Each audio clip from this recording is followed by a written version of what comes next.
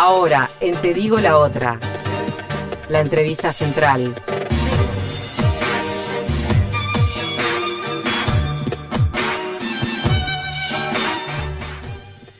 Y es un gusto para nosotros aquí en la radio de la Universidad de la República recibir a Jean Willis, que es periodista, profesor universitario, escritor, es brasileño, de origen baiano y diputado federal por el estado de Río de Janeiro en representación del Partido Socialismo y Libertad de Brasil, del PSOL.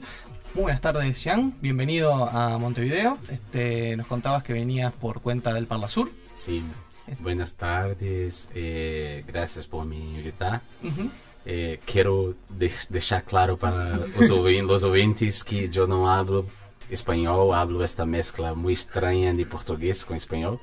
E em algum momento eu vou passar do espanhol para o português, de modo que peço desculpas de antemão. Nos vamos a ir entendiendo, no te preocupes. Bueno, bienvenido a Montevideo. ¿Primera vez en Montevideo? Não, eu sou parlamentario do Mercosul e por isso venho com frequência acá, porque as reuniões do Parla Sur são aqui em Montevideo. Claro. Así Entonces, que estoy como parlamentario de Mercosul hace 3 años. bien, así que ya bastante conocedor de la Rambla de Parque Rodó. Yo conozco muy poco de la ciudad porque las reuniones de Parla Sur, las sesiones acontecen siempre lunes Sí. y miércoles. Claro. Entonces yo llego a la ciudad no domingo a la noche y me voy miércoles. Sí. Pela mañana. Ah, Entonces poquito. no hay mucho tiempo. Bueno, me imagino que acomodando un poco el cuerpo también después de lo que fueron esta campaña electoral y bueno, y el impacto que fue también para ustedes en Brasil y para todos en América Latina de este triunfo presidencial de Jair Bolsonaro. Y pasadas algunas semanas donde uno puede como ponerse como a analizar un poco más en frío después de me imagino lo que debe haber sido el dolor emocional de esa derrota para todos los brasileños que no profesan las mismas ideas que Bolsonaro. Quería preguntarte un poco qué análisis se puede hacer desde la izquierda política de lo que sucedió en Brasil. ¿Por qué crees vos que 55 millones de brasileños escogieron a este presidente? Te digo la otra. La respuesta es muy compleja porque hay muchos elementos concorriendo para construir esta situación.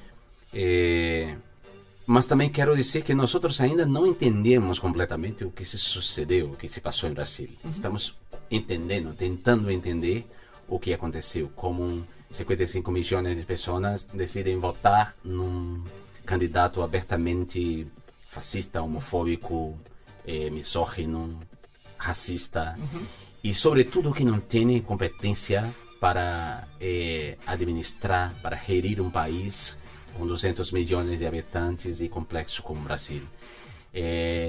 Nós todos estamos ainda buscando entender, pero creo que as fake news ou as novas tecnologias da comunicação tiveram um papel muito importante nessas eleições e a divulgação de fake news.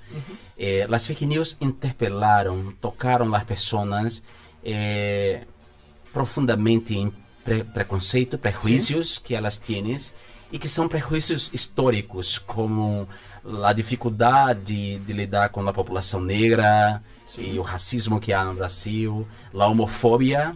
Aliás, a homofobia foi preponderante porque em 90% das fake news as questões de sexualidade e gênero estavam presentes. E creio que vocês aqui tiveram uma experiência um tanto parecida quando as fake news tentaram difamar a recente lei de identidade de gênero, que confere cidadania plena às pessoas trans. Claro. Então foram divulgadas muitas fake news, muitas mentiras sobre esta lei. Imagina isso em grande escala.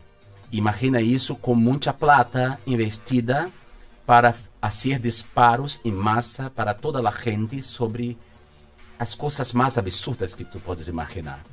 Então, as fake news tiveram um papel preponderante, mas também a crise econômica e a crise política, a crise da representação política. As pessoas estão cansadas, estão enojadas com o sistema político.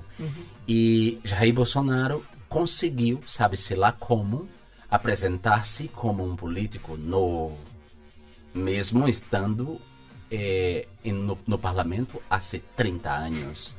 Há 30 anos está no parlamento e só conseguiu, nesses 30 anos, aprovar um único projeto de lei. Ou seja, um completo incompetente. Pero este homem conseguiu convencer a maioria dos eleitores de que era um político novo.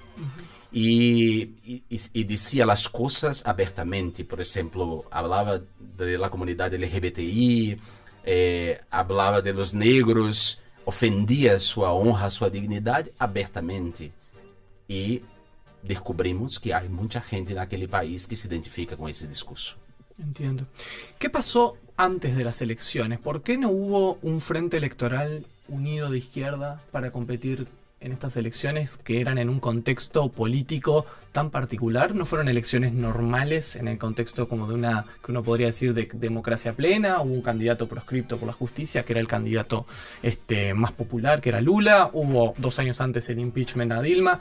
Podemos decir que bueno, que las elecciones fueron limpias, tal vez, entre comillas, fueron una competencia limpia, pero que el contexto en el que se dio era realmente un contexto bastante de excepción, ¿no? No era un contexto democrático normal.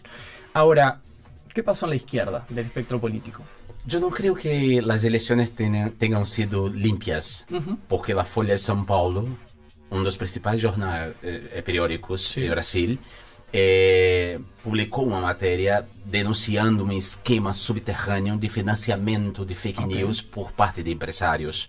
Há uma investigação acerca disso. E o próprio Tribunal Superior Eleitoral puso agora dúvidas sobre as contas de campanha de Jair Bolsonaro. Então, não foi eleições limpas. Pero a dificuldade de uma frente amplo de esquerda em Brasil se deve aos partidos de esquerda de Brasil. Bien. Se deve também ao antipetismo. Antipetismo é a aversão ao Partido dos Trabalhadores, ao PT. É um neologismo, antipetismo. E a expressão do fascismo no Brasil no momento é o antipetismo. E lamentavelmente havia antipetismo em alguns partidos de esquerda. Entende? Sí, claro. E tradicionalmente a esquerda é muito difícil. Disse o Oscar Wilde que o problema das esquerdas é que elas perdem muitas noites discutindo e discutindo. As esquerdas, para chegar a um consenso, é muito difícil. Então, quando o campo progressista percebeu que as eleições poderiam ser perdidas para um candidato como Jair Bolsonaro, tentou-se um acordo de movimentos sociais, de artistas, coletivos culturais, muito mais que partidos. E esses coletivos, esses movimentos fizeram uma bonita ação em lo segundo turno, na segunda volta. E as pessoas foram às calles, puseram uma mesa, uma cadeira com café, suco, bolo e convidaram as pessoas, vamos conversar sobre o que está acontecendo no país. E isso resultou num câmbio muito significativo que deu a Haddad 45 milhões de votos. Então, a Frente Ampla não aconteceu de direito, pero aconteceu de fato, porque as pessoas se uniram na segunda volta, claro, e foram às calles. E tú como diputado del PSOL, ¿no? ¿Qué consideración haces ahora, a posteriori? Nosotros hicimos con el diario del lunes, con el diario del día después, de no haber tenido una candidatura única con el PT y con el Partido Comunista de Brasil para estas elecciones. ¿Creen que en eso cabe alguna responsabilidad? Creo que no. ¿No hubiera cambiado nada? Bom, yo era a favor de um candidato único. Para mim, por exemplo, nós não teríamos um candidato, Guilherme Boulos não seria nosso candidato, e nós apoiaríamos um candidato de esquerda. Isso é por mim. Eu lutei por isso o tempo inteiro. En la interna de tu partido. Na interna do meu partido, sí, e publicamente. Sí. Eu nunca tive medo de assumir posições em defesa da democracia e da esquerda. Eu nunca tive medo de defender Lula, por exemplo, mesmo não sendo petista. Eu nunca tive cargo en los gobiernos petistas. Yo era oposición a los gobiernos petistas.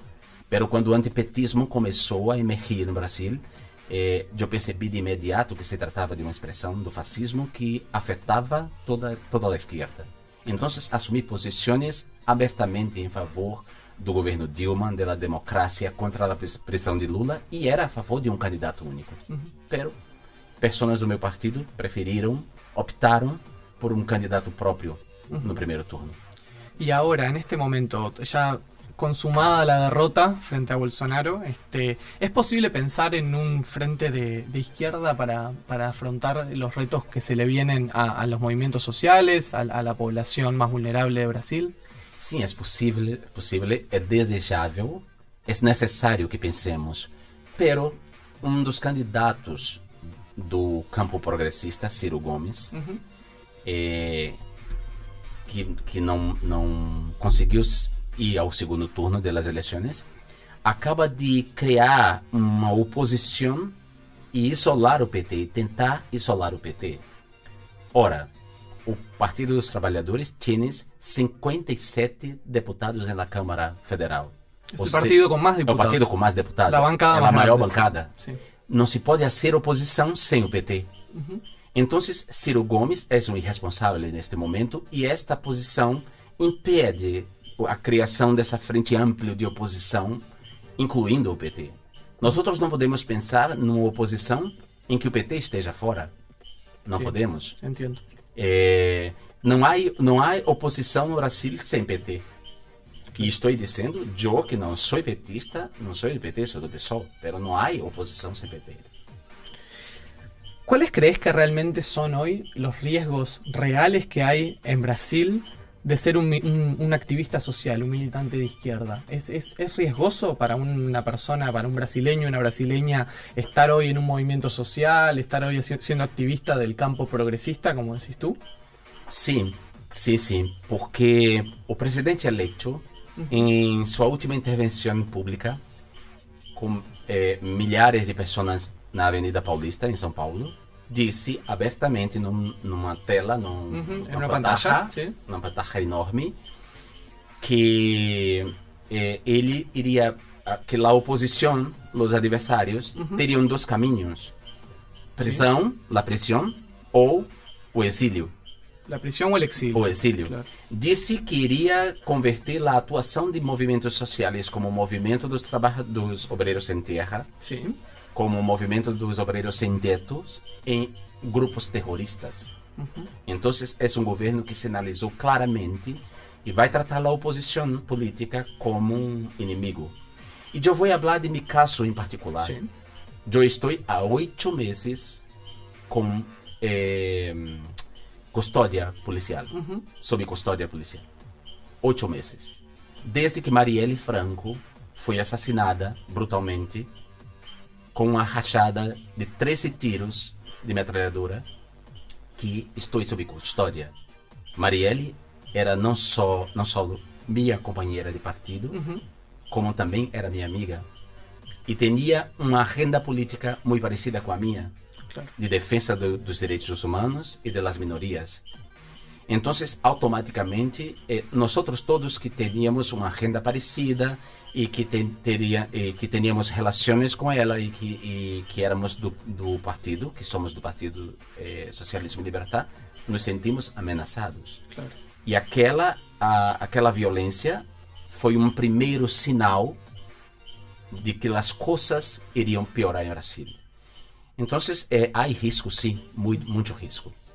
E vou dizer para você que não sei como serão meus próximos 4 anos como deputado, porque não sei se vou conseguir viver muito tempo sob custódia. Claro. Es todo un... bueno, realmente es muy difícil pensar en un contexto como de funcionamiento democrático en el cual la oposición política tenga que estar sometido a esa presión constante, ¿no? En particular, te quería preguntar si a ti te parece que, digamos, a ver, muchas personas tienen como este discurso, ¿no? Al menos aquí en Uruguay, gente más bien de derecha tiene la idea de que, bueno, Bolsonaro dice un montón de disparates, dice cosas terribles, pero luego cuando asuma la presidencia, como que todo eso es parte como de un discurso para captar votos, que no va a ser posible llevar adelante una agenda concreta de política pública basada en esa ideología. Tal vez es un pensamiento demasiado como optimista, ¿no? ¿Vos creés que realmente las cosas terribles que Bolsonaro piensa y dice sobre las minorías raciales, sobre las minorías, sobre las personas LGBT, sobre las mujeres, sobre etcétera, se pueden convertir en política pública? Eu creio que mais que se converter em política pública, está se convertendo em atos.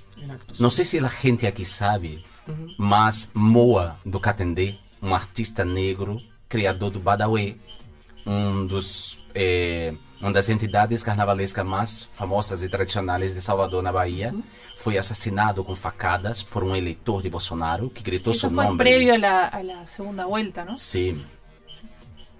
Duas travestis, duas pessoas trans foram assassinadas por eleitores de Bolsonaro aos gritos do seu nome.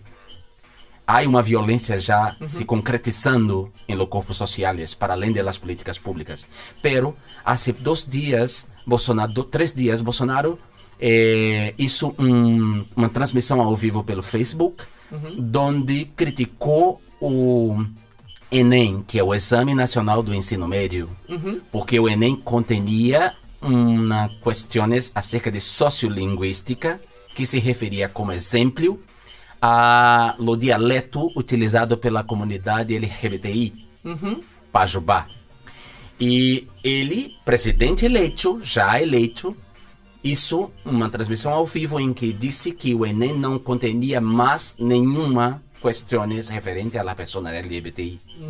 Então, é muito cínica, para não dizer, é muito ingênua, para não dizer cínica, as opiniões que dizem que o que ele dijo é bravata e que não vai a concretizar. Claro. ¿Y pensás, qué opinión tenés hoy también sobre las posibilidades que tienen las otras instituciones políticas, sociales de Brasil, llegado el caso, no sé, el Poder Judicial, los medios de comunicación, los movimientos sociales? ¿Qué posibilidad hay real de poder hacer un contrapeso al poder del presidente si él cuando intente avanzar como en acciones decididas, discriminatorias o violentas contra las minorías? ¿Hay un entramado social, institucional en Brasil en el que vos confíes para hacerle frente? Sendo muito sincero, não. Há uma resistência dos movimentos sociais e os movimentos sociais não vão sair das calles, não vão deixar de atuar, de resistir. Há deputados como Joe, há deputados de esquerda que vão continuar resistindo, pero sobre o judiciário, vou só dizer algo para ti, porque para ti e para os ouvintes. O juiz que conduziu o processo contra Lula e que pôs Lula em la prisão, proscrevendo Lula da cena eleitoral, porque era o candidato com maior número de intenções de votos, venceria as eleições em primeiro turno, em qualquer cenário. Este juiz acaba de aceitar o convite de Bolsonaro para ser ministro da Justiça. Em qualquer democracia liberal do mundo, isto seria um escândalo. Um juiz que conduziu um processo e levou à prisão um candidato adversário não poderia aceitar o convite de ser ministro da Justiça do outro candidato. Sim, totalmente. Isso diz muito de como anda o judiciário brasileiro. Então, eu diria que de los poderes da República, hoje, os que eu menos confio é o poder executivo, porque está nas mãos de Jair Bolsonaro. E eu conosco Jair Bolsonaro, me insultou muitas vezes no parlamento, com insultos homofóbicos, me intimidou e assediou muitas vezes no parlamento, sob o silêncio complacente e la risa de muitos dos meus companheiros, e confio muito pouco no Poder Judiciário. Confio muito pouco. O fato de Lula estar preso, enquanto notórios corruptos brasileiros estarem soltos Sí. e gozando da plata que roubou, disse muito de como o judiciário brasileiro é parcial, partidário, muito pouco republicano. Entonces, llegado el caso, ¿a quién van a poder recurrir, ¿no? Las minorías, los grupos que se sientan amenazados o que sean violentados directamente en sus derechos, ¿no? Agora, nós temos que contar com aliados dentro das instituições. Há aliados dentro das instituições do Ministério Público, há aliados em judiciários, em alguns juizados, Sí. há aliados no parlamento, há aliados nas instituições da sociedade civil, OAB, ABI, que é a Associação Brasileira de Imprensa, há aliados na imprensa. Nós temos que contar com aliados, porque as instituições, né, em sua maioria, não têm se comportado de maneira muito republicana, as instituições da República. Entendes? Sí, claro. Então, nós temos que contar com aliados e com o olhar Sí. da comunidade internacional. Eso te quería preguntar, ¿qué podemos hacer? ¿Qué se puede hacer desde la comunidad internacional para en algún sentido reducir el riesgo que implica este avance de la extrema derecha en Brasil, que es ni que hablar la potencia económica más importante del continente, ni que hablar que durante los últimos años también había cumplido un rol político muy fuerte en la región, de integración regional? ¿Vos qué crees que pueden hacer los militantes, los medios de comunicación, las instituciones supranacionales? A denúncia pública, de mostrar aquilo que a prensa brasileira não mostra, a solidariedade, o acolhimento das pessoas que desejam sair do país, porque estão sob risco. Isso é importante. A comunidade internacional dos países democráticos devem fazer isso. E creio que a imprensa internacional já vem fazendo. Por exemplo, a decisão do juiz Sérgio Moro de aceitar o convite para ser ministro da Justiça de Bolsonaro causou escândalo em todo o mundo democrático. Claro. Os principais periódicos fizeram manchete sobre isso. Embora a imprensa brasileira tenha tratado de maneira oposta, tem elogiado o convite e o próprio juiz Sérgio Moro. O sea, vos ves que en la prensa brasileña ni siquiera este acto tan como deliberado, como de Moro de formar parte del gobierno de Bolsonaro, también se cubrió como una buena noticia, digamos. Sim, cobriu como a Globo, por exemplo, comportou-se como se fora assessoria de imprensa do juiz. Claro. Deu-lhe 19 minutos no Fantástico, que é o programa dominical de maior audiência. 19 minutos para ele falar e fazer propaganda de si mesmo e dizer que vai combater a corrupção quando o governo, a equipe de transição de Bolsonaro tem notórios corruptos. Claro. É um discurso hipócrita sobre a corrupção, dos pesos, das medidas, uma indignação seletiva, incomoda a corrupção do Partido dos Trabalhadores, pero não incomoda a corrupção sistêmica que envolve outros partidos do Brasil.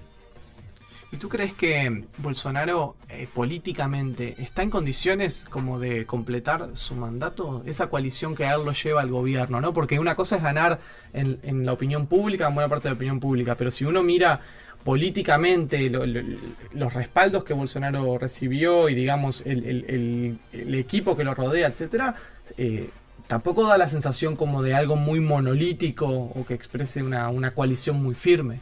Não há nada monolítico, há muito desencontro, Claro. há muita contradição dentro de sua equipe, né? Não sei dizer se ele vai completar o mandato, pero vou dizer de suas gafes recentes que impactou negativamente as relações comerciais do Brasil com China e com a Liga dos Países Árabes, por exemplo. Ele não tem nenhuma habilidade de política internacional, nem entende do papel das políticas internacionais para a economia brasileira. E isso é uma declaração dizendo que iria cambiar a embaixada de Brasil de Tel Aviv para Jerusalém.